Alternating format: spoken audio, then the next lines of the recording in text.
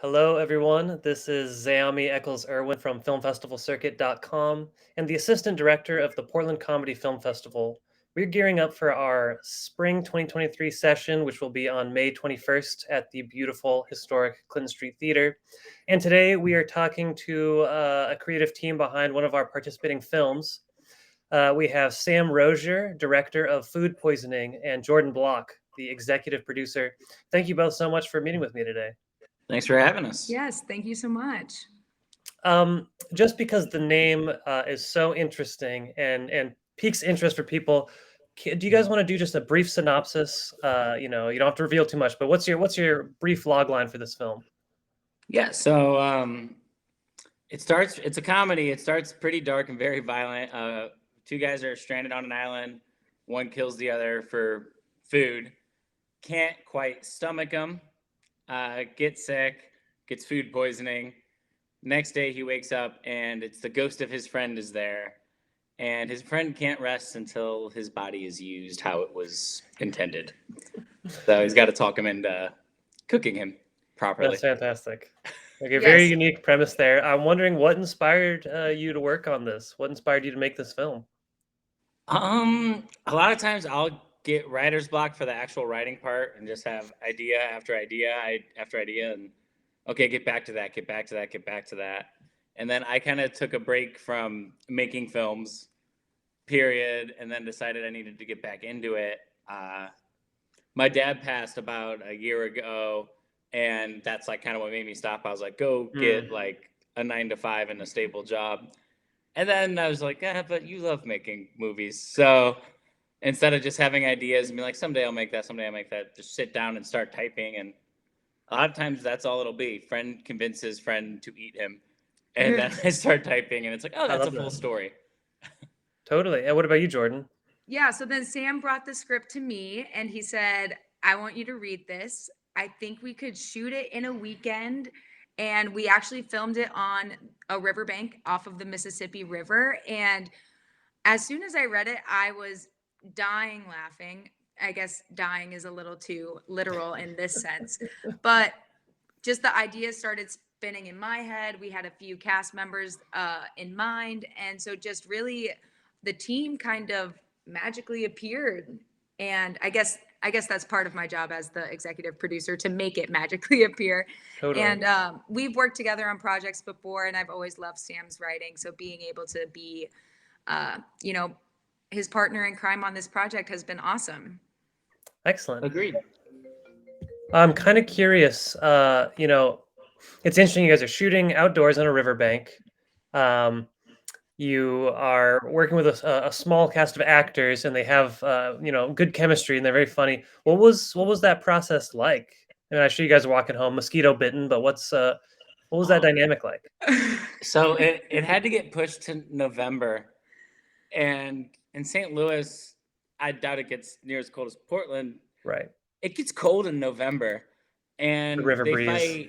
They fight in the water, and like he drowns him. And I told them, I said, we are on a river Yeah. in Missouri in November. That is Oh my winter gosh. time. So I tell them, I'm like, hey guys, we can rewrite this fight. Like, I don't want you guys to like get sick or get in that water. And they just both looked at me and they're like, will it be better if he drowns? And I'm like, yeah. And they're like, we'll do it.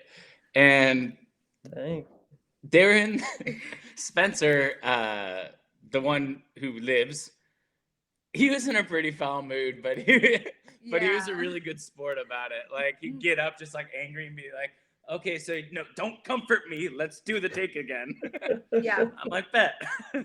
It was immediately wrapping with towels and blankets, and Totally. it was definitely quite the experience working on the river. All of the elements were kind of against us for part of it. In fact, like our second day of filming, we woke up to 40-mile-per-hour winds. There had been a massive thunderstorm the night before, so everything was overcast, incredibly gloomy. Anything we were trying to capture audio-wise was not Yeah, it was windy. It was really not working for us. So we had to rearrange our entire shot list. But it actually worked out for the best because all of the stuff we captured on day 2 definitely leaned into the more dark themes and like plot lines of the short versus day 3. It was like Beautiful. there was not even a storm that had ever occurred. It was like golden hour, perfect. It was also the portion of the short that really lends to be the more comedic relief. And we couldn't have asked, well, we could have asked for better conditions, not 40-mile-per-hour winds. We wouldn't have asked for that. But in terms of really reflecting the mood of what we were filming on day 2 versus day 3, it worked out incredibly. Yeah, I mean, it got sunny when the ghost shows up, and that's when it becomes a comedy. So That's fantastic, and I planned it. I feel like there are tales like that often from independent shorts where it's like, oh gosh, everything's going wrong, but then, well, the final product's now boosted, and even with your actors dedicated to doing that river scene, it's like people have to step up, and that's kind of the beauty of this collaborative effort. Mm-hmm. Brock said something to me because I was like apologizing to the actors about the conditions. I was like, thank you guys so much for doing this. And he said, if you don't enjoy doing this, you have no business doing the big budget. Like, if you don't enjoy like getting dirty, making an independent film like this, then like you're not earning a right to go do like a budget thing. And I was like, that's a good point, man. Like, so they loved it. Yeah. It definitely also helped in the method acting sense that the next day they were a little exhausted and drained, to say the least. I think some of that helped with hair and makeup. They were already feeling a little drained from drowning in the river the night before. We need him to look tired. Makeup? No, he's good. I guess that's the beauty of shooting in sequence. Sometimes you get the true effect. I'm curious, what did you guys learn from this process? Do you have any insights now coming out of this? I'd say find a team you love working with and just keep working with them. We've done 2 live shows and a music video together.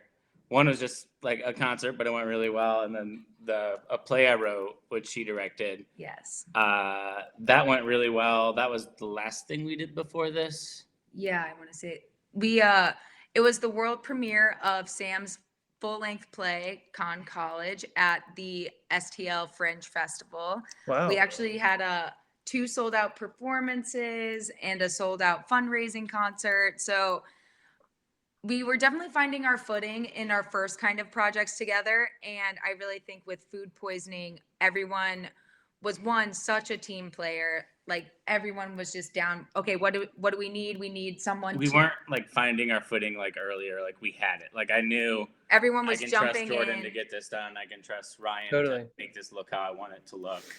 Ryan's the cinematographer. Yes, shout out to Ryan.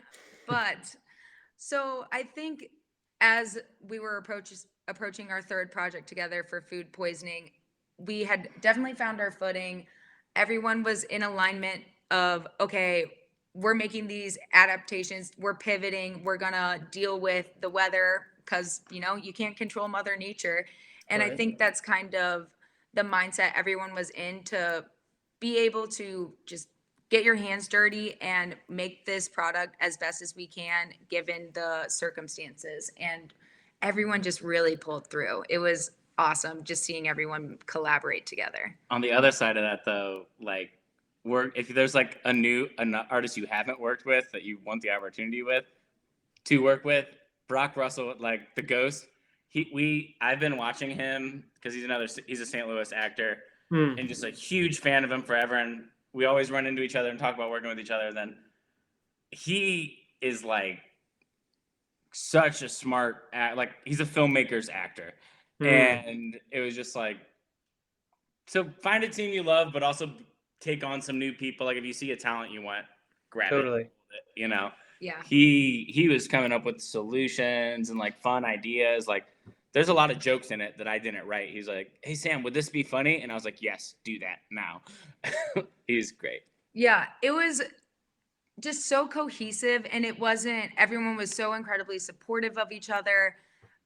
Wasn't a sense of like stepping on each other's toes. It was everyone just wanting to. I was like, what? Good timing.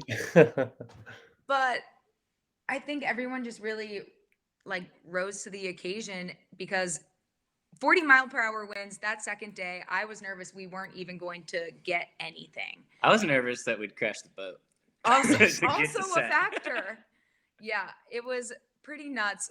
We did all make the promise to each other that our next project is going to be indoors, filming indoors. If my ideas are outside. Oh no. Hey, you need one of those tropical sets or something. Yeah, exactly. Well, it sounds like the production was fantastic. You guys have a core dream team and you've expanded it. Shout out Brock, shout out people who are always collaborating. That's really the magic of these independent projects, is that everyone kind of has to step up, everyone has to wear multiple hats, and there is this room for, people throwing out ideas and maneuvering through bad weather and getting these crazy takes. And I love hearing this stuff. I'm wondering, what are you guys working on next? I'm sure you have more collaborated projects in the works. Yeah. So there's Yeah. 2 ideas right now. Okay. Is we started with a music video for the guy who did our score, Jordan Bulwark, and I kind of want to do the rest of his album, but that's kind of on the back burner because the big idea right now is that college play, working on a feature film script for that. But that's why like these festivals are so important to us right now, is because we're gonna need more help than just like our little close knit group to Okay, do a yeah, whole totally. feature. So wanna Yeah. meet some people. And So excited to network. And I definitely think so. For College, I was the director of that piece, and it was so much fun just working with Sam and Spencer Davis Milford, who is the lead in Food Poisoning. He was the lead in College. And so I think kind of the dynamic between the three of us, some of my notes in the directing process were literally not even sentences, but they were able to pick up and understand and embody what I meant. So I'm really excited. Sam's currently working on, transforming that screen or that play. What's it? stage play. Stage play to a screenplay. And so being able to really just take all of the positive feedback that we received from that world premiere run and kind of embody that from the stage to the screen, I think is what we're looking forward to over the summer. Excellent. I mean, that's great. You guys have some cool stuff in the works, and it's great with this play. You got to test it out, try it out, and now you can immortalize it as a Yeah. feature film forever. That's so exciting. Well, thank you guys so much for talking with me. I'm very excited to play Food Poisoning May 21st at the Clint Street Theater, and I'm looking forward to seeing lots more work from you guys' team. Thank you. Thank you so much. Thank Can't you. wait Have a to great do one, it. guys. You You too. too. Bye.